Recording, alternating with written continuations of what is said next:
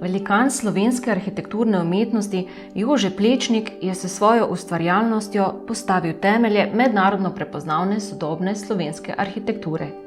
Sin Mizarja je že zgodaj pokazal po očetu podedovano nadarjenost za oblikovanje pohištva in notranje opreme, na pregovarjanje domačih pa se je leta 1894 s svojimi risbami naposled predstavil novemu profesorju na Dunajski akademiji lepih umetnosti Ottu Wagnerju. Wagner je Plečnika, ki tedaj še ni premogel dovolj strokovnega znanja, najprej sprejel v svoj atelje.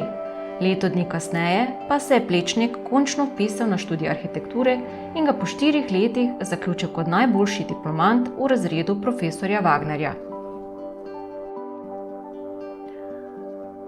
Ob nastopu profesure na Dunajski univerzi je bil Otto Wagner že uveljavljen arhitekt, kaj kmalu pa je postal tudi eden od nosilcev razvoja novega umetnostnega sloga, ki je na prelomu 19. in 20. stoletje pomembno zaznamoval celoten kulturno-umetnostni svet – Dunajske secesije.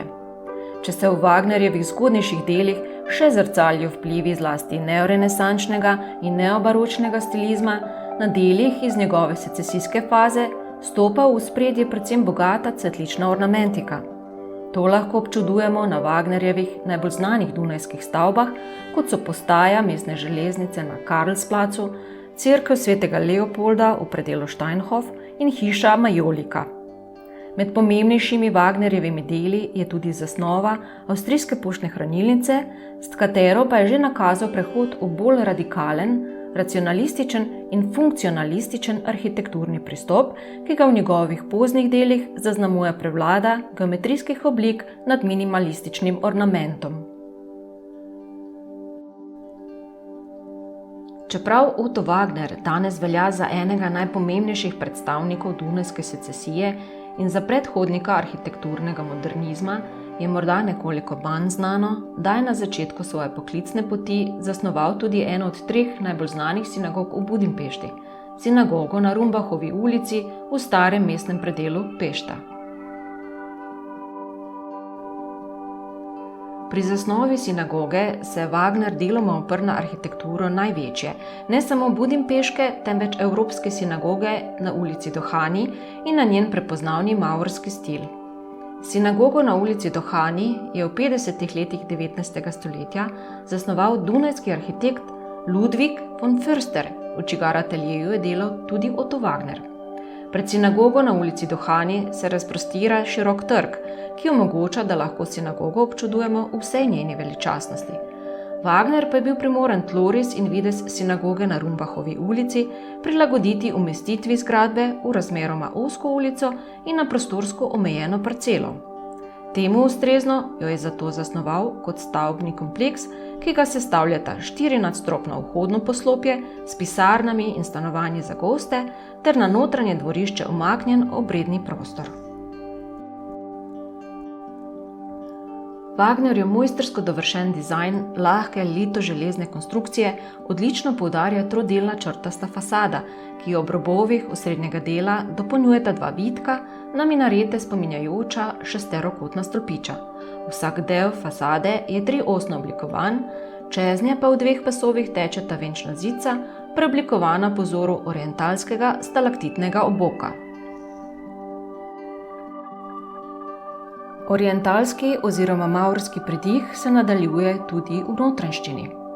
Osmerokotni obredni prostor, ki je pokrit s prav tako osmerokotno kupolo svetlobnico, je bogato okrašen z geometrijsko-cvetličnimi motivi v rdeči, modri in zlati barvi, iz katerih vejejo tako odsevi alhambre kot tudi orientalskih preprog.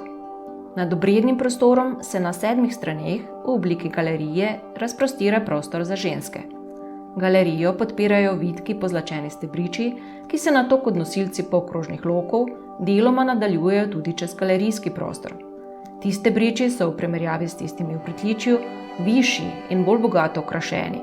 Estetski učinek obeh vrst stebričev pa poudarjajo ob stene prislonjeni polstebri. Na galeriji je tudi vrsta velikih okroglih vitražnih oken, ki obrednemu prostoru zagotavljajo dodatno dnevno svetlobo. Wagner je Aron HaKodesh iz obrednega prostora zamaknil v poseben, nasproti vhoda postavljen pravokotni prizidek, bimo z bralnim pultom pa je postavil v središče obrednega prostora. Sinagoga, v sklopu katere sta bila urejena tudi judovska šola in stanovanje za rabina, je bila posvečena na Roš Hašano, judovsko novo leto, leta 1872. V njej so obrede in molitve opravljali vse do druge svetovne vojne, v kateri je bila stavba poškodovana. Leta 1941 so v njej zbrali tisoče judovskih beguncev ter jih nato deportirali in naposled umorili v kraju Kamjanec Podilski v današnji Ukrajini. Po drugi svetovni vojni je judovska skupnost sinagogo na Rumbachovi ulici nekaj let še uporabljala za verske namene, vendar pa številčno vse manjša skupnost stavbe ni bila več sposobna ustrezno vzdrževati, zaradi česar se je leta 1979 njena streha deloma zrušila.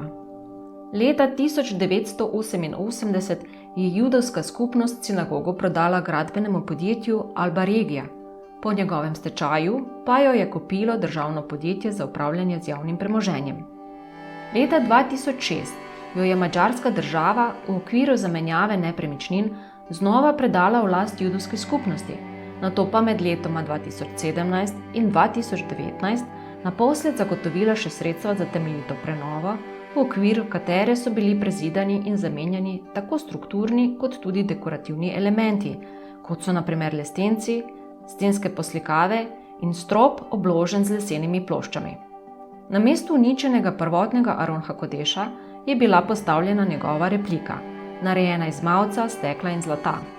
Na mestu prvotne bime pa je zdaj postavljena posebna premična bima, ki jo je mogoče dvigniti izpod tal za uporabo med verskimi obredi in spustiti nazaj pod njih, ko se prostor uporablja za koncerte ali kulturne prireditve.